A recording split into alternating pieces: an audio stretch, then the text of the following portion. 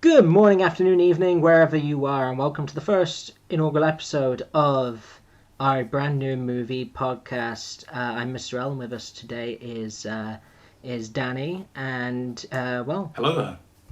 we're starting something new, aren't we? The double feature podcast. Wonderful. We are, yeah. Now we've wanted to do a movie podcast for a long time. Like I know I have. I've even back to my I should have probably said who I am. Yeah, I'm Dan, otherwise known as DCS Media on YouTube, formerly known as Clack the Geek.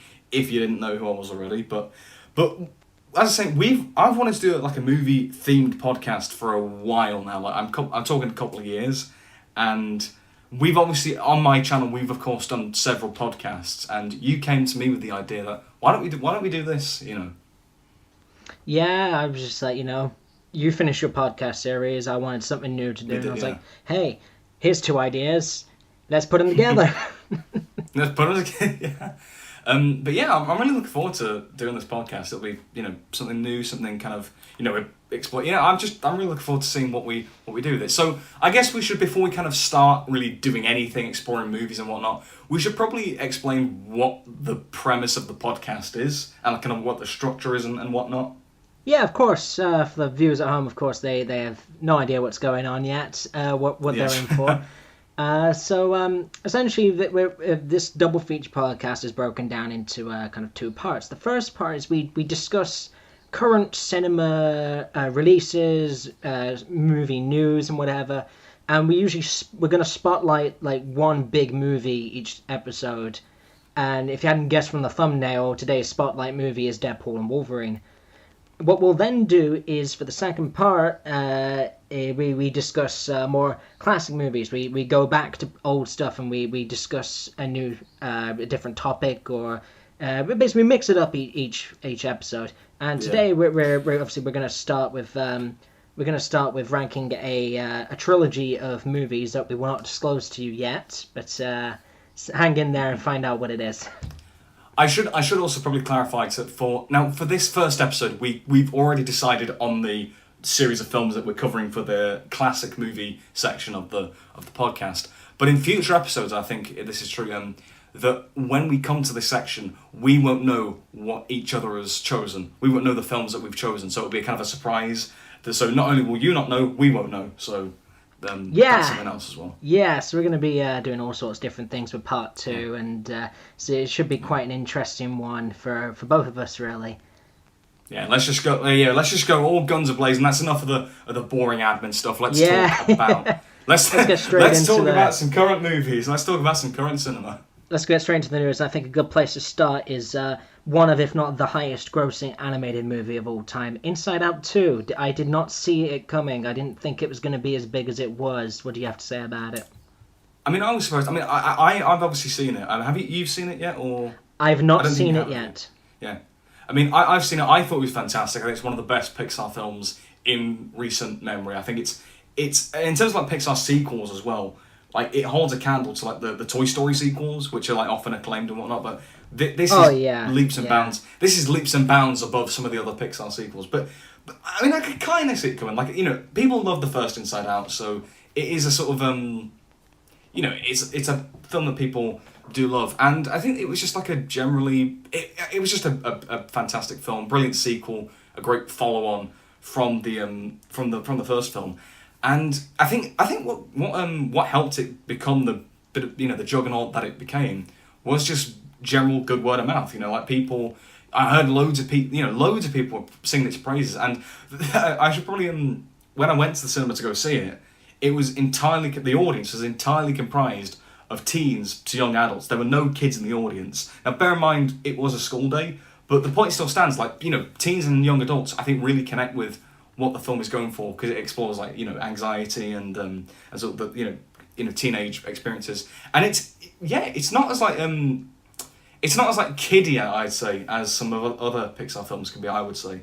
But I think just general good word of mouth of how like mature and thoughtful this film really is, and how just brilliant it is. It's great, but it's also really funny, and just I loved Inside Out 2. It's probably my favourite film of 2024, like so far, of like new releases probably. Yeah. Wow, that's quite the praise. I mean, I think good Yeah. word of mouth is probably the best type of advertisement, but I think what worked so well with the first movie was that it catered to all audiences in a way. It wasn't just like, oh, it's another kids movie. I think there was a lot there for older people to kind of digest, and if the Yeah. second movie's done like similar kind of footwork as the first movie, I can see the appeal, and I will definitely be watching it once it comes on to Sky Cinema. Absolutely. I mean, I should probably say that when I am because when I first watched Inside Out, I was quite young still, but even back then, I still recognised how quite thoughtful it was. It was like one of the first movies I remember making me cry as a kid, and rewatching it not long ago as a as a young adult, I appreciate how quite mature the film is, and it's quite as like an exploration, sorry, of psychology and whatnot and these ideas, but in a way that kids can still appreciate and enjoy, but I think adults can definitely appreciate it as well. Like it's a film made for everybody, I think, and it's not a kids movie, I don't think. And Yeah, definitely. the sequels in the similar vein to that as well. Yeah, I think that's quite a good one. I think we're flipping entirely in kind of genre with this one is the next point I wanted to cover was a movie being branded the scariest movie of the decade. I'm pretty sure you haven't watched it yet, but I watched it, and there's a lot to discuss there. It's called Long Legs, and it Ah, features yes, Nicolas the Cage. newer Nicolas Because Cage film. if there's Nicolas Cage, I'm there for it. It wasn't. I've It wasn't the scariest movie of the decade for me. It absolutely was not. I mean, I wasn't that scared, and I don't deal that well with horror compared to most people. ooh But spooky. it was an interesting film to say the least. It was it had a strange direction to it, Yeah, to say the least. But I think it did more building on suspense. But it was yeah. certainly an interesting film. I'd say it's worth watching, but don't go in expecting like the scariest movie of the decade. Don't have the expectations that high. If you're in it purely To for be, scares, you're not gonna find them. But as a good yeah, to suspenseful horror movie, yeah, worth a watch. To to be fair, in terms of like horrors and even like thriller films, I love like films that are kind of slow burn suspense films and like thrillers. Like one of my favorite movies is it's Seven, David Fincher's Seven, with Brad Pitt and Morgan Freeman. That's one of my favorites, and I love the kind of slow burn mystery. I do really enjoy films like that. Paris, Texas one.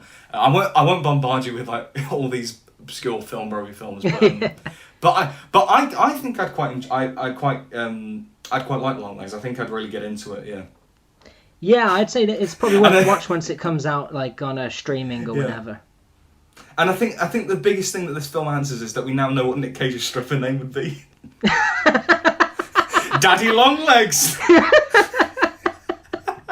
Crazy. Moving swiftly on from that.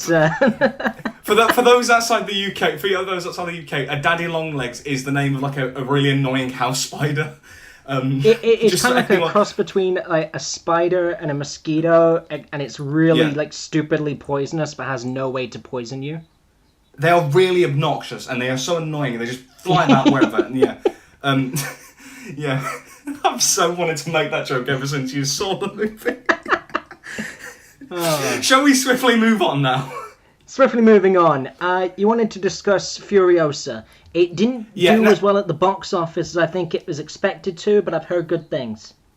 yeah, it's a shame that it didn't do well because I really enjoyed it. Now, yeah, admittedly, this is a bit older now. It's only like it's about a couple months old now, so it's not as fresh. But I did want to talk about Furiosa because I've been getting into the Mad Max films this year, and I really enjoy Furiosa, and I think it's a really good prequel to Fury Road, which was the last one in the franchise, which a lot of people say is the best one. Personally, I don't, but either way, I think they both work as a good like double bill, sorry, because it kind of directly leads into Fury Road and just adds more texture, more backstory, and more to the world. I do love the world building in the Mad Max films, and I think Furiosa really adds to that. It's kind of like almost like a gang warfare with the different factions in this apocalyptic world. I just really enjoy that, and also like the style, like the kind of steampunky aesthetic of like all the damaged cars and the costumes. I think it's really cool, and Chris Hemsworth, he's a bloody brilliant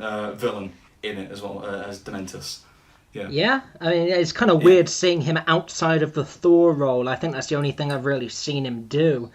But But it is good. It is good to see him. It is cool seeing like these MCU actors like post Endgame, kind of really going out there. So obviously we had like Robert Downey Jr. with Oppenheimer, oh Mark yeah, brilliant Ruffalo. performance.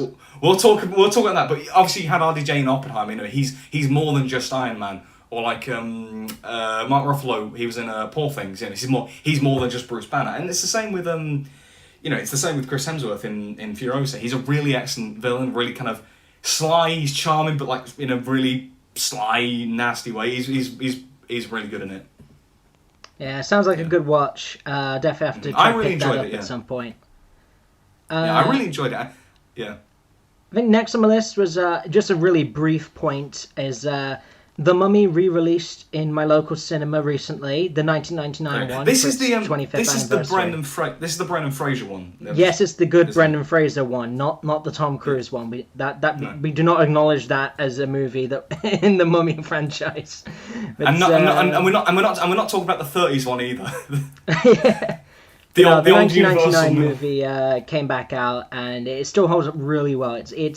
It's a really fun mix of it's almost like an Indiana Jones style adventure mixed with horror, mixed with romance. It kind of covers all the bases, and I think that along with its sequel are both really good films. I mean, the sequel has some questionable CGI, but other than that, I would definitely recommend. It was 1999. It was the same year as the Phantom Menace. CGI was a bit off, But I would definitely recommend The Mummy. Very, very good film. Very great performances all round. I'd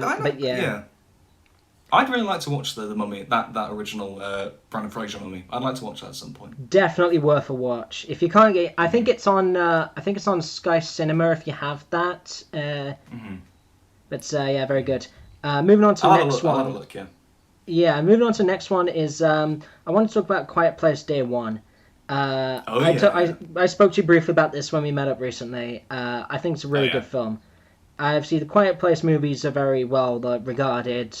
John Krasinski made a duology of films about these aliens that can hear things like really well, and so everyone has to be really quiet or they kind of get picked off and killed.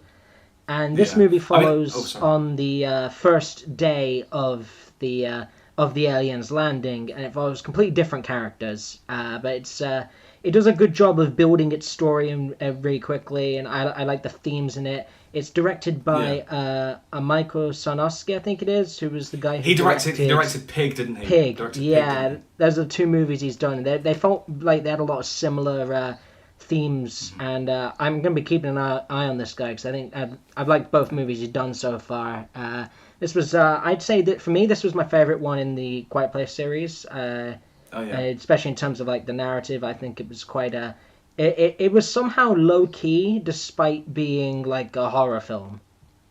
Yeah, that's fair enough. I mean, admittedly, I've only ever seen the first Quiet Place, and I did really love it. I thought it was really creative horror film. It's a great idea. As a film nerd, I love like my old like silent movies like Charlie Chaplin, Buster Keaton, and A Quiet Place is kind of like a modern silent, like the first one anyway. It's kind of like a modern silent film in a way, and I really like that.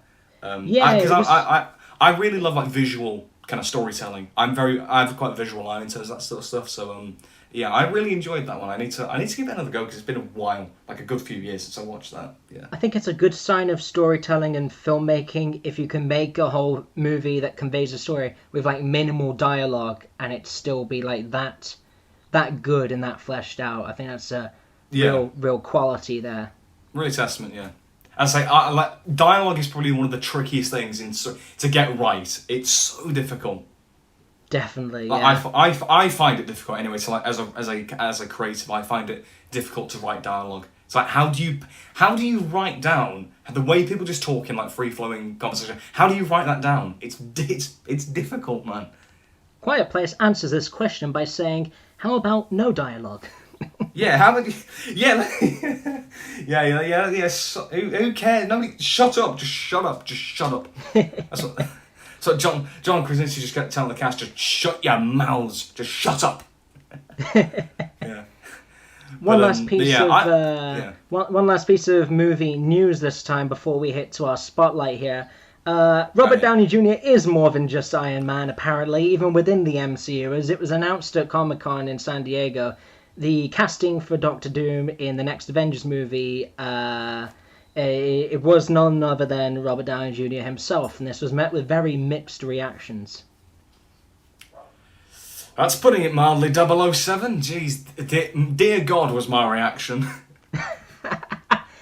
Wow. Yeah, because the thing is, you're kind of more into the MCU than me. Like, I've definitely kind of dipped out. I only kind of come back for the projects like Deadpool and Wolverine that kind of interest me now. I'm not really invested in it, but this was like, I mean, it got people talking, so that's something. But to me, this, along with the Russo brothers coming back to direct, who directed like Civil War and Infinity War and Endgame and whatnot, with these like returning cast and crew, it just feels like we're desperate. Just RDJ, come back. Russo's come back. It's just like nurture new talent, or find new actors to take on the role. Not saying RDJ's a bad actor, because he's far from that. Like, he's brilliant, but like, just it was nearly 20 years ago that you were Iron Man. Like, you don't let him, just like, stop trying to drag him back in. It's just like, let that be, you know. Yeah, sorry, I got really wound up then. I just yeah.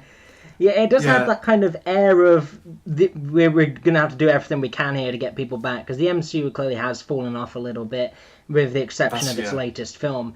But I think it could work. I think if they don't show Doctor Doom's face and it's just like a more of a voice role for him, I think that could work better. But I'm going to run with it, because I feel like it could be good. I feel like it's like, yes, we're going to go back to the old stuff because it worked, but watch this, it's going to work. And obviously, I think that's what the new Avengers movie is going to do. Is it's going to be a kind of a step back in the right direction. It might be a last gasp, but hopefully it's a good one. Maybe. I see that, but I think the thing, your point about like they might just have him as a voice role. When you get RDJ back, there's no way that they're just going to have him as the voice. Like, they're going to show his face. You know, I can't see them going down that route. Personally, in a way, like I get what you mean, but and I know that I've seen the discourse around it. I've seen isn't it like a comic story where like Tony Stark is Doctor Doom? Isn't that like a story from the comics? There is one of those. Yeah. And it's like, people say, they could do that, but it's like, do you really think they're going to do that, or are they just getting it because we're kind of on our last legs? We need you back, Robert. Come on. Yeah.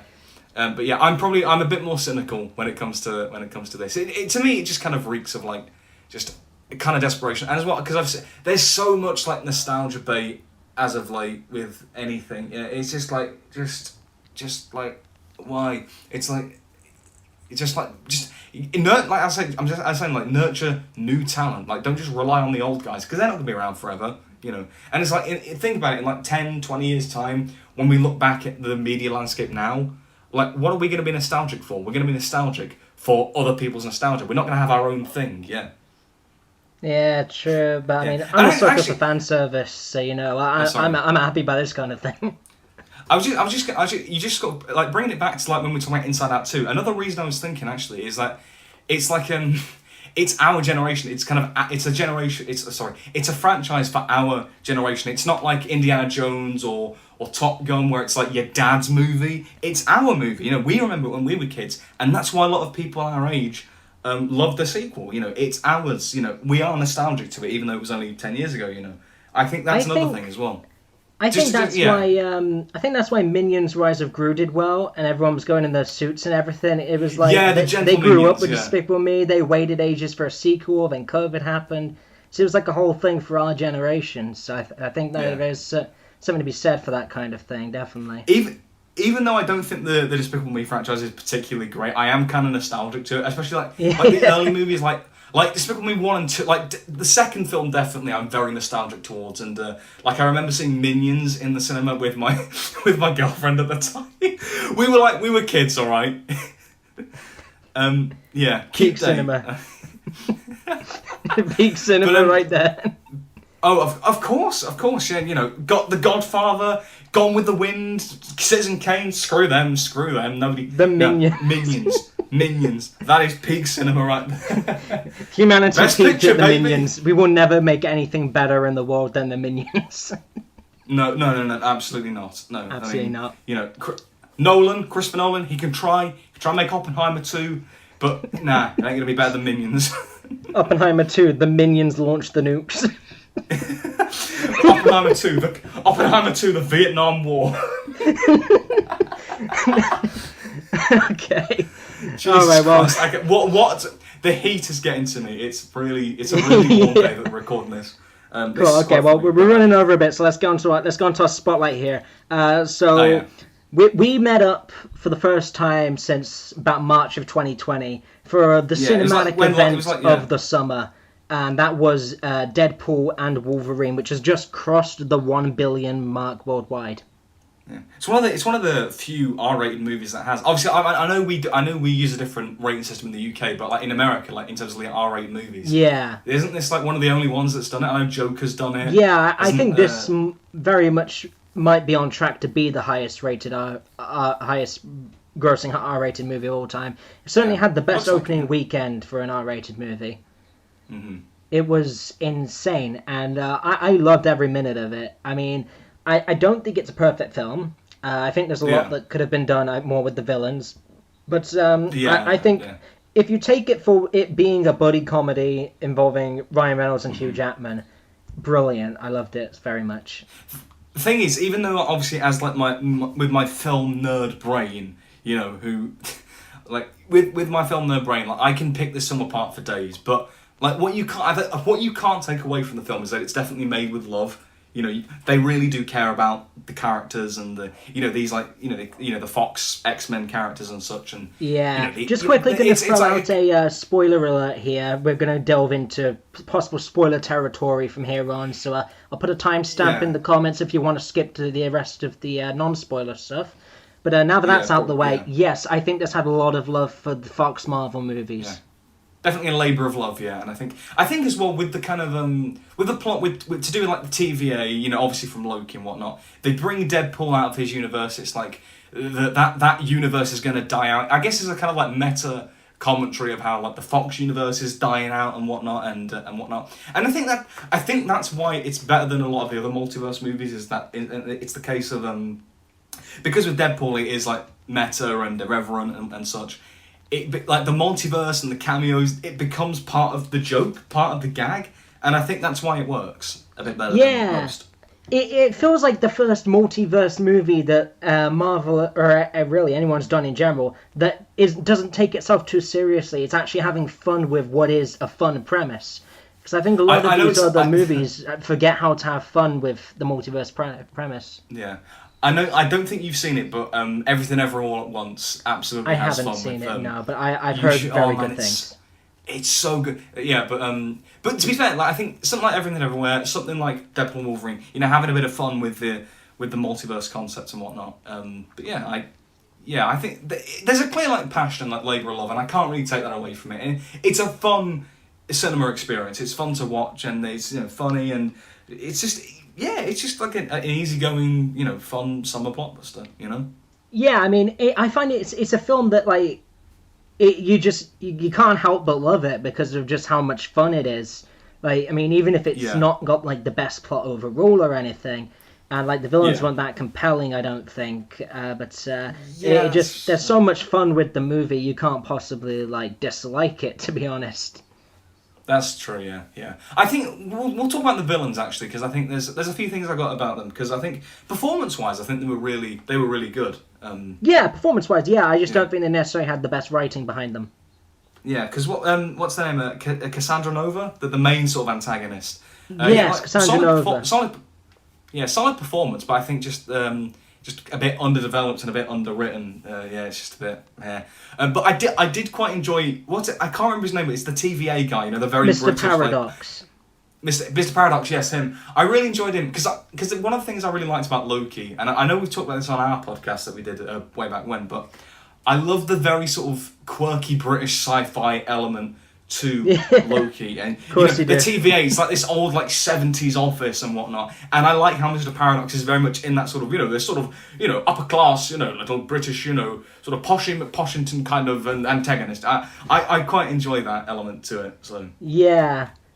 But I think, that covered. I think the next thing to cover is, I like a lot of the cameos. I think one that really did it, and big spoilers by the way, was Chris Evans returns in the movie, and everyone thinks, it's going to be Captain America. He's got the blue one underneath his cloak, and then next thing you know, it's the Human Torch. Yeah, that was quite a little fun, like sort of play around with the audience, and I did enjoy that, and we can spoil it, can't we? Yeah. Yeah, this is spoiler territory. But when he gets killed, it's so funny, and then the post credits gag with the post credits gag with his character, that was gold. That was absolute gold. But that was a really fun like kind of subversion of like, is it just Captain America again? No, it's not. It's Johnny Storm, and it was to be fair, it was nice seeing those like other like Fox characters. I quite loved seeing like Blade, Wesley Snipes' Blade again. Yeah, it was nice to see Blade back again. I found it quite funny when he said that he's the only Blade and there'll never be another Blade, because this current Blade movie is just not going anywhere. I'm not being funny. The rate of this new bloody Blade movie, there is not going to be another Blade. Yeah, that was really cool because he like started this whole superhero thing like nearly 30 years ago. Yeah, back in the 90s, and like Blade was good. I watched these movies I think last year, and they're good films. Yeah, I need to watch them properly. But yeah, it was really cool seeing them. It was cool seeing X-23. Laura. From Logan. Yes. Yeah. Even though it was kind of, I wish it could have gone more, because I think the thing is obviously. The Wolverine in this movie is not the one from Logan. And I should say, Logan for me is still the peak of the X-Men franchise. I absolutely adore that film. Logan is very, very good. Very good. I don't think you're ever going to hear me say this again for a superhero film, but Logan is genuinely Best Picture nominee material. Genuinely is. Absolutely, yes. Yeah, this is breaking news from Dan, the superhero blockbuster cynic. But but I think it's that good. I like how they don't really retcon Logan, and I like the gag of like Deadpool digging up his grave at the beginning. That's quite funny. I thought the opening sequence was really funny, where Deadpool fights the TVA soldiers using Logan's body. Yeah, and there was plane. It's just perfect. The amount of time, the amount of like reels and shorts I've seen, just like doing that dance, it's gold. Yeah, absolute gold. Yeah. I think as well, I quite enjoyed. It was quite interesting seeing Channing Tatum's Gambit in this film. Obviously, a film that was in production hell for such a long time and never happened. It feels like quite a nice moment for him to be able to see what this character would have looked like, even if his dialect coach was indeed the Minions. that was yeah. Who was your dialect coach? The Minions. Yeah. Again, like there's some good one-liners. Like I enjoy the humor of the Deadpool films, even if it's like kind of immature. Like I am immature. My sense of humor is really immature, so I enjoy that. Yeah. It's I think overall it's a good movie. It's worth a watch. You don't have to know that much about the MCU really to watch this film. If anything, you need to know more about the Fox Marvel movies. Yeah, I think that was something that kind of going into it, I think a lot of us were thinking, because obviously, big deal, Deadpool's in the MCU, Wolverine, they're teaming up, and there was a lot of hype around this film for the first time in a while for the MCU, and I think a lot of us were thinking, what is this going to mean for the MCU going forward? And really, that's not a question that is answered in the film, because it is kind of its own standout thing. It's just a fun love letter to the Fox, X-Men characters. And just like a fun adventure. It's very standalone. And obviously there's the whole TVA thing with Loki and whatnot. But aside from that, it's pretty standabout. And you can, as I say, you don't really have to know much about the wider MCU. You don't have to do all your homework like you did with the Marvels and whatnot. So yeah, I think that's another reason why the film's doing as well as it is. So. Yeah, I think it's just it's a good movie. It's enough of a blockbuster, and I think people needed a blockbuster to go and watch, and I think it's done that job well. Very good film. I've watched it twice at this point, and I'm definitely gonna watch it again once it goes on streaming. Yeah, I did enjoy it. I mean, Yeah, and like obviously, we did say this earlier, but we went to see it like together. We met up and whatnot. But it was a fun one to watch together, and there's some good gags. And the thing is, like Hugh Jackman and Ryan Reynolds, they are two of my favourite actors just generally.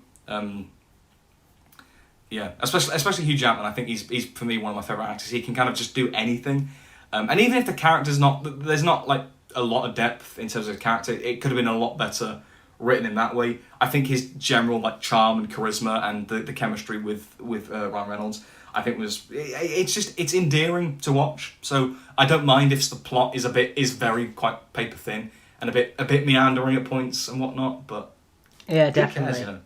Okay, so I think additionally to a couple of more things I liked about the movie. I thought it was quite fun seeing the Cavalry. Henry Cavill as Wolverine was. It worked quite well. Yeah, that was quite good. It was quite funny. And speaking of, like, I guess, like cameos from not like characters, but like cameos just from general actors and whatnot. The whole Deadpool army, you know, at the end. That was great. Of course, you have like Lady Pool. Who's it going to be? Of course, it's Blake Lively. Of course, it's Ryan Reynolds' wife. You know, of course, it's going to be them. And some of the others, it was quite funny. I think like didn't like Matthew McConaughey voice like the cowboy Deadpool? I swear.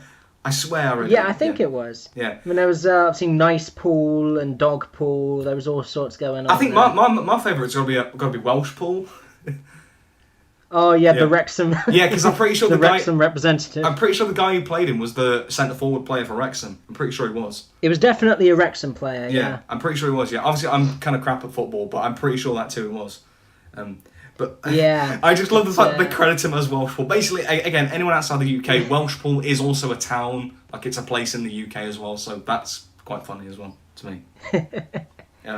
I quite liked as well. I think the movie had a great soundtrack. I liked a lot of the songs they used in it, and I think it was used quite well. I think that's one thing a lot of movies nowadays are doing quite well. I mean, especially in the Guardians movies and whatever. I think if you pick the right good songs for your soundtrack, it can really kind of elevate a scene. It can do. And I feel like that last scene with Deadpool and Wolverine, and then like a prayer playing, and they're kind of like in like this kind of big final moment to stop Cassandra. It was quite a cool moment. Yeah, I enjoyed that. I enjoyed the way that the music built up like that. I enjoyed it in that finale sequence. I also enjoyed it was the Green Day song, "The Time of Your Life" in the credits. I also enjoyed that. Oh yeah, that was nice. I think as well what was funny for us specifically, and we will never escape this. Oh Christ! Was in the car fight scene when it started playing music from Grease. Yeah, you're the one that I want. Of course, it was going to do that. Thing is, we should probably clarify that we were going to be in a production of Grease eons ago, but you know, COVID kind of screwed us over, didn't it? Yeah, COVID happened. Yeah, COVID happened. Yeah, eventually, I have been in Grease since. You know, I have not. But if you want to hear more about that, check out our other podcast where we talk about our acting experiences. Subtle plug. Link in description. Subtle plug. Wink, wink. Nudge, nudge. I enjoyed some of those more comedic song numbers, like you're the one that I want, like Bye Bye Bye at the beginning as well, as we said. Yeah. Yeah.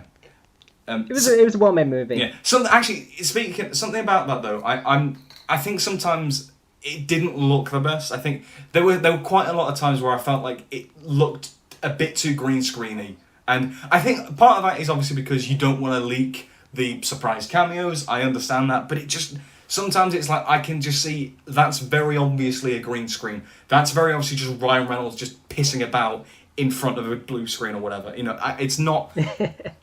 You know, it's not. He's not there. I think.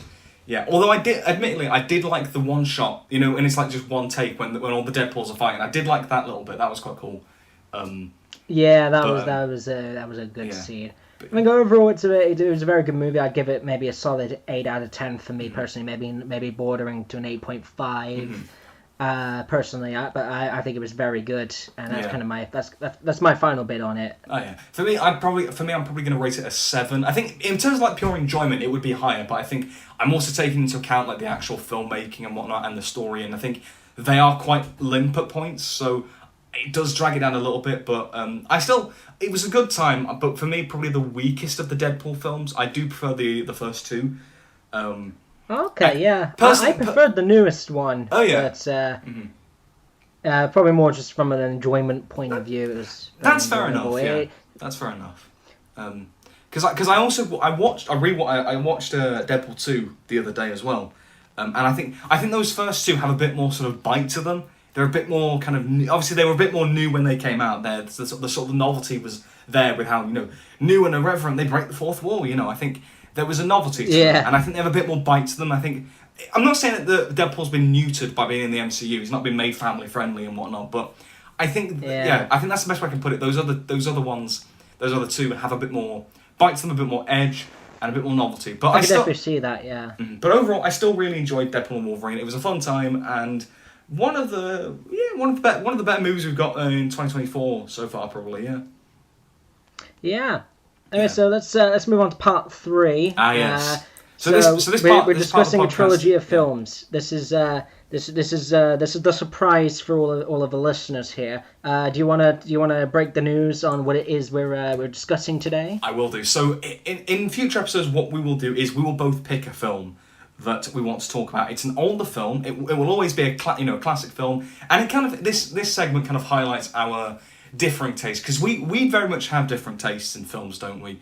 And we're absolutely. We're very much partial to different eras of films and different styles of films and such. But for this first episode, we decided to pick a trilogy of films that we've both rewatched recently, and that we can both talk about just to kind of hit the ground running. And that is the Cornetto trilogy, which comprises of Shaun of the Dead, Hot Fuzz, and The World's End. All 3 films starring Simon Pegg and Nick Frost, and all directed by Edgar Wright. So let's talk about British cinema. British cinema, that's what this is. Absolutely, that's pretty, Real Britannia. But yeah, let's start with Shaun of the Dead. So a lot of my viewers on my channel are American. They may not know these movies. So Shaun of the Dead is a comedy horror zombie apocalypse parody-ish movie. Yeah. Of course, the title it apes like Dawn of the Dead, and a lot of those older classic zombie films, very much Shaun of the Dead, sort of takes the mickey out of it in a way, and sort of does a more comedic spin on zombie films. But obviously it's set in the UK as well, so it has a kind of very British feeling to it. Yes, these are like the most British movies. Yes. But it's a good place to start if you're American and you haven't watched many British movies. Mm-hmm. This is a good taste of what England is like. I can tell you there are zombies in London right now. Oh, bloody hell. Listen, zombies everywhere. Just go to Birmingham or Liverpool. You'll find a few zombies there. For 2 a.m. you'll find some zombies in Birmingham 2 a.m. in New Street. Real. Yeah. But I think this is a.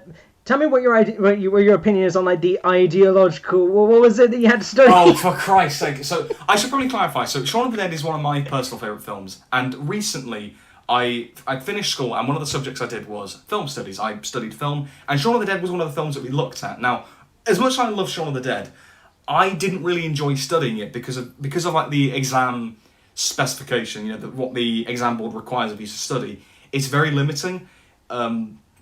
So we're always getting questions of like, how far does Shaun of the Dead showcase a critical ideological approach or some crap like that? It genuinely grinded my gears to no end, and it was so annoying. Because the thing already grinds my gears. because the thing is Shaun of the Dead, because we all in that British film category it was part of. We also looked at Trainspotting, and that's a film about sort of Edinburgh and like the drug scene in the 90s in Edinburgh, and it's a film very much based in reality. A lot of the kind of social factors of the time, like Margaret Thatcher's impact on Britain and such, and kind of the the rave culture of the 90s, that influences Trainspotting. So you can study it in that kind of ideological, critical approach, whatever. But with Shaun of the Dead, it's very much a film. It's not really rooted in reality. It's very much based on like genre and narrative, like parodying like genre and narrative. So it's much trickier and it's very limiting. And I didn't enjoy studying it because you couldn't be as free to talk about it in the way that you want, because there's so much to Shaun of the Dead for me. Yeah. Quick rundown of the movie. Simon Pegg and Nick Frost live in an apartment together, and the zombie apocalypse happens. It's right in the middle of London, so they formulate a plan of how to kind of wait out the apocalypse by grabbing their friends and heading down to the Winchester for a pint. Yeah, I love it. It is such a British thing to do. just go to the pub and wait for it all to. It's such a British thing, but I love that about it. Yeah, I mean, there's no better solution. Oh, of course not. You know. So the next film on the list is a buddy cop comedy called Hot Fuzz, and so Simon Pegg and Nick Frost return as cops in a small little village town where some shady happenings are going on, and it's kind of got this air of mystery to it. Yeah, it's a very sort of like, you know, a village of Sandford, which is where it takes place. It's sort of this very squeaky clean, you know, we're all happy and jolly, but there's like a dark undertone. I love stories like that can juggle those kind of different tones and in a compelling way. I love that. Yeah, it's like surface levels, everything's fine, and then you get to like, well, okay, there's something dodgy going on in the background here, and you've got this pairing of this really serious cop who's been transferred to this village to the rest of the police force who are just like completely incompetent most of the time in most cases, that they just don't want to do anything. They don't acknowledge murders have been happening. Yeah, it's all a coincidence, isn't it? Yeah. They think it's all just like it's an accident. I feel like with Hot Fuzz, this is probably the one that, for international audiences, this is probably the one that I would recommend first, because I think it, of course, parodies a lot of American action movies. You know, like Point Break and Bad Boys, and it parodies a lot of those over the top bonkers action movies and such. And obviously, you know, these kind of cop, you know, buddy cop films. You get a lot of them in America, don't you? So I think. Absolutely. I mean, they gave us Lethal Weapon. Exactly. Yeah. I mean, you're not wrong there as well. But I think this is one that I often see as like the most popular.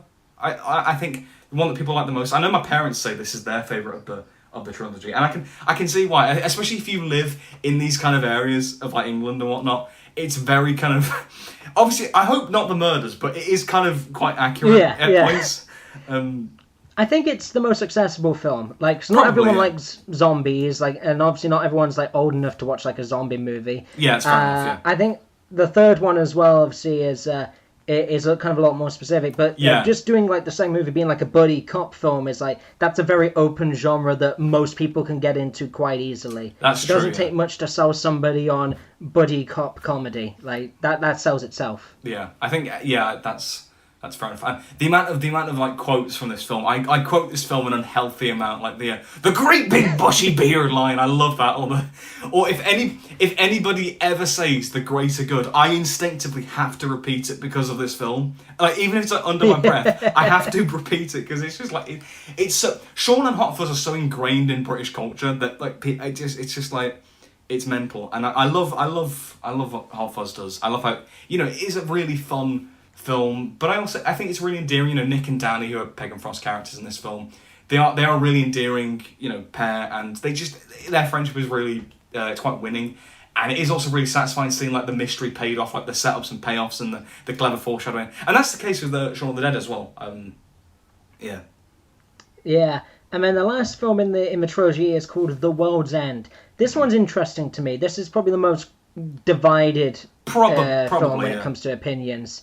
From any rankings I've seen of this trilogy, this one either comes first or last. I've never really seen it come in the middle. Neither have I. It's like it really just kind of depends. Mm-hmm. It's a lot more polarizing. But for me, I find it very interesting, both in itself and also as part of the trilogy.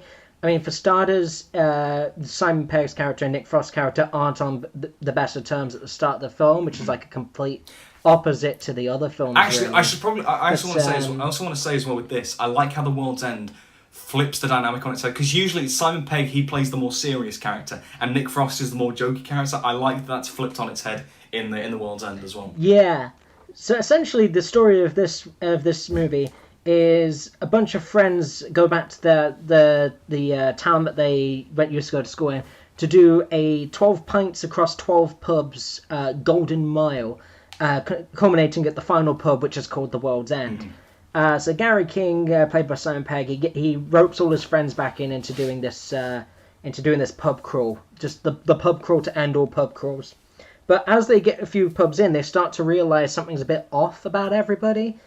And long story short, spoilers. It turns out the population of the town have been replaced by aliens. Oh, spooky! Which is obviously quite an interesting angle there. and so it kind of also becomes like a survival movie at the same Yeah. time as being this pub crawl. And I think what it is for me is I quite like the ending, and I think that's one of the more divisive parts. Is I kind of like the whole speech he gives off about saying that like it's our right to be like screw ups, F-ups, yeah. Yeah, we're PG on this Yeah. on this podcast. Well, I've already it's our right to do things I've already wrong. sworn a couple of times on the. Oh, okay. It's fine. As long as we don't drop any of the big ones, we're good. Yeah, we'll save them for another time. But I do. I find The World's End really interesting because it's probably the least entertaining of the trilogy. Like Shaun, obviously it's the least iconic. Like Shaun and Hot Fuzz are quoted so much. Oh yeah, it's not as iconic, it's not as laugh out loud, but I think there is something to be said in favour of The World's End. Mm-hmm. That is true. I do think personally, because I've rewatched these recently. I think Gary King is probably the most interesting character of the trilogy, and another thing as well. I used to always find The World's End a bit too polished, a bit too sort of Hollywoody, and less kind of like rough around the edges, which the other two kind of have. But on a rewatch, I feel like that's kind of the point, because Gary King, he's very heightened. He's almost like a character in himself, instead of like Nick and Shaun, who are very much just like normal people. But Gary King puts on this exaggerated like persona. You know, he's got the trench coat, he's got the boots and whatnot. You know, he's very heightened. He's very like sort of typical Hollywood cool. But ultimately, it's just a persona because he's got nothing else in his life. It's all just to, compensate for the fact that he's got nothing. And I think when you look at it through that angle, it's quite tragic in a way, and you really sympathise with them. Especially when they get to like pub 11 or whatever it is, and he's kind of explained that he's so intent on finishing this pub crawl because it's the only thing he really has left. Yeah. I think there's a lot more depth to Gary King than most of the other characters in this trilogy. That's true. I do of course have my own thing on Shaun, which we'll get to in a second. But in terms of like Gary King, I think he's definitely The World's End and Gary King as well. It's definitely a film that requires like perspective, like a bit more maturity, and like kind of definitely. I think it's less fun if you're younger. I think you'll appreciate it when you're older. I definitely appreciated it more on rewatch than the first time. Me too, to be fair, because it's the idea of your best days are behind you. Kind of reflecting too much on the past, and I think. Trust me, I feel that way. I'm a working man in an office. I feel that. Yeah, I think there is an element. I think even me, like I look back on my sort of my school days, and I'm thinking, I really hope that's not the best. I hope they're not my best days, because if they were my best days, then Jesus Christ, I am not going to survive this world. Don't grow up too fast, kids. Don't grow up too fast. Enjoy the moment. Yeah, absolutely. Live life to the full. I think that's something that you can really take away from World's End. But enough jibber jabber. Let's get to the rankings. I did want to just say something about Shaun before we move on to the. Yes. Okay. Yeah. Because for me, Shaun is like one of my all-time favourite movies. I've watched this film repeatedly. I've watched it so many times, and I've kind of grew up on this film since I was quite young actually, like 12, 13. But what I've kind of more appreciated in since sort of like these days is that.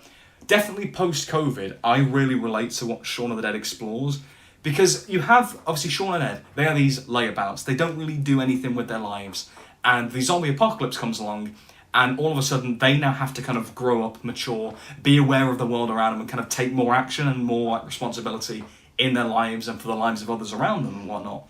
For me, that kind of reflected how I was with COVID and the lockdowns and such, because, I was very much... when you're a kid, you don't really pay attention to the news and whatnot, and this kind of forces you to be more mature about things. And I really connect with Shaun on that level. I think a lot of people of our generation love Shaun.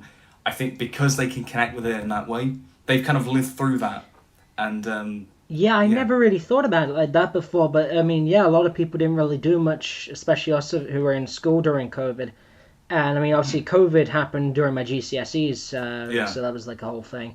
And I think when you came out the other side, you realised that you had to kind of do more with your life, especially if you couldn't take for granted when it could end. Especially everyone thought when COVID came, it was just the end of the world at one point. So I think it did give a lot of people that perspective of, who knows what happens? We got to do more with our lives. Like it's a bit like a wake up call. It's like a slap in the face. Like, don't take your life for granted. Like just live life to the full and appreciate what you have, and take responsibility for those around you. Don't just definitely. Don't be like Ed. Don't just sit around. I never lazily. really thought of that parallel between that and Shaun of the Dead. I think that's a really great point you made. But thank you. But that's how I kind of connect with the film nowadays. And for me, it's like the zombies kind of represent, like, if you don't kind of change yourself and kind of help to like improve, not change yourself, but like improve yourself and better yourself. If you don't do that, you're just going to rot away like a zombie. And that's what Ed does at the end. Spoilers, but yeah. It's a 20-year-old film. Who gives a toss about spoilers about Shaun of the Dead?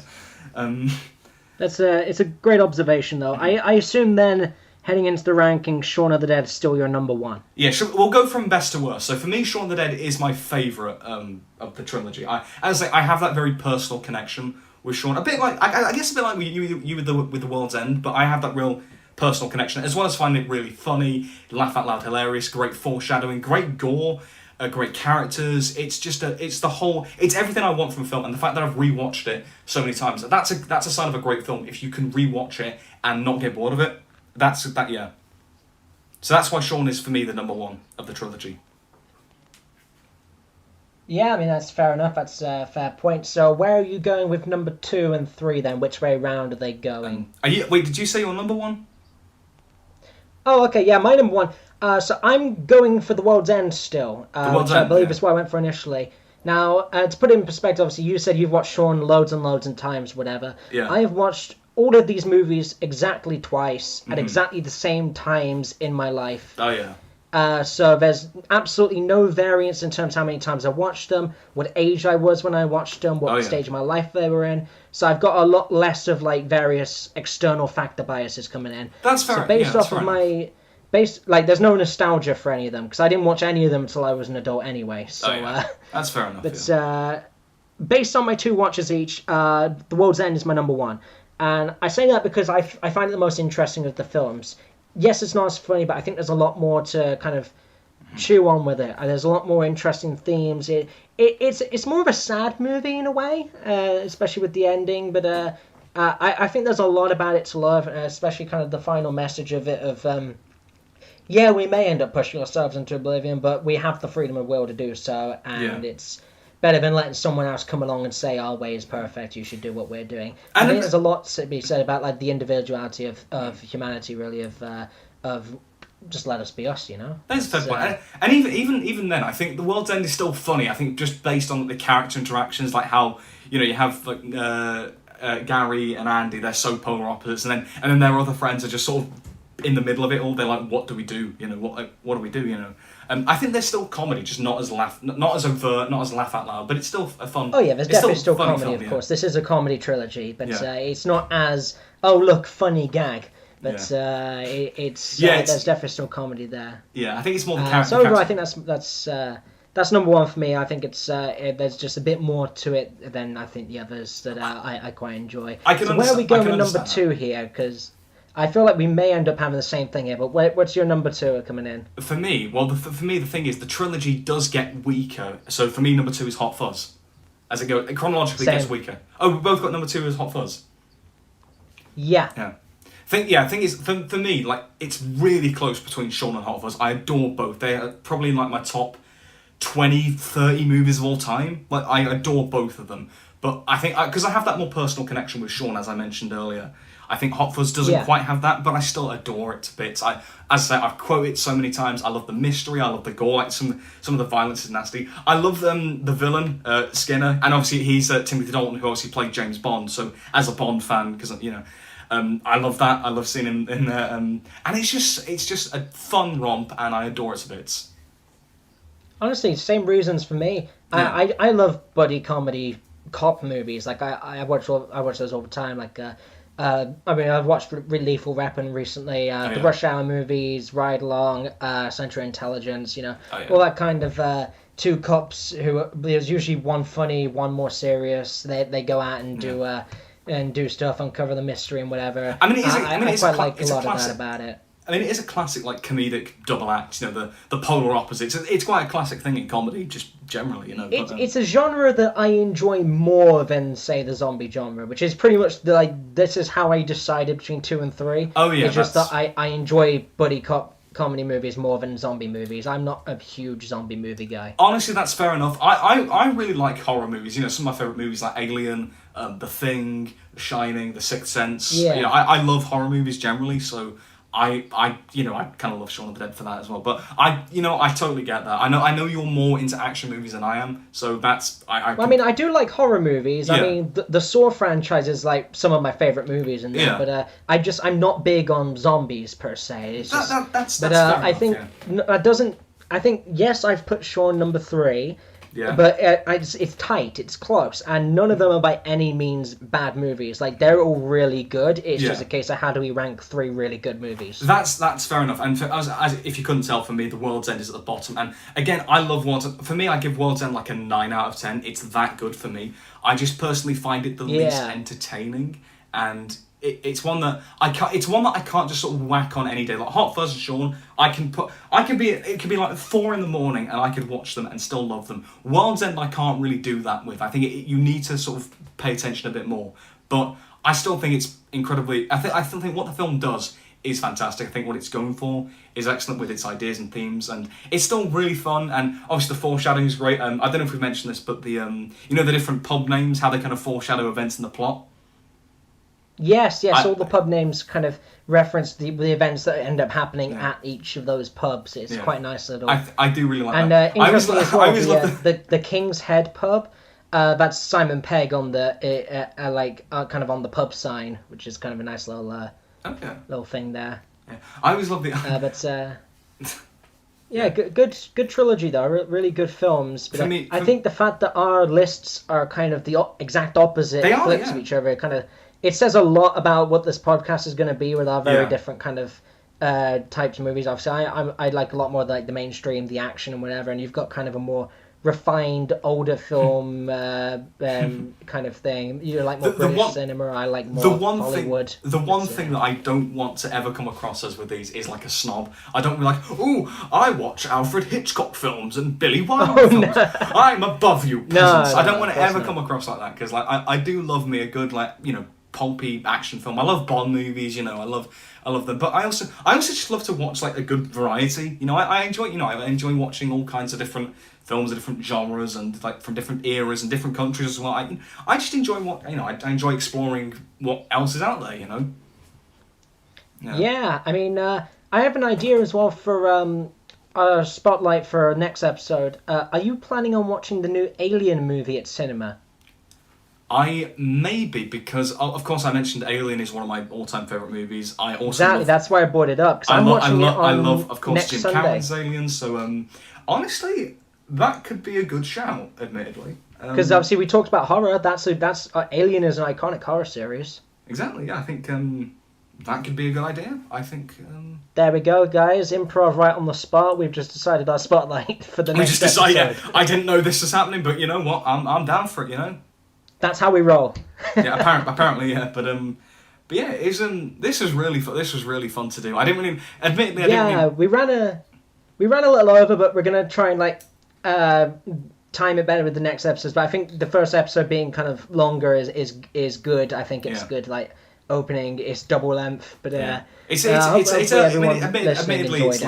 it's like early days. It's rough around the edges. It's not going to be perfect. We know that. We're not perfect. But I really enjoyed doing this. This is really good. It was really good. Can't wait for the next one.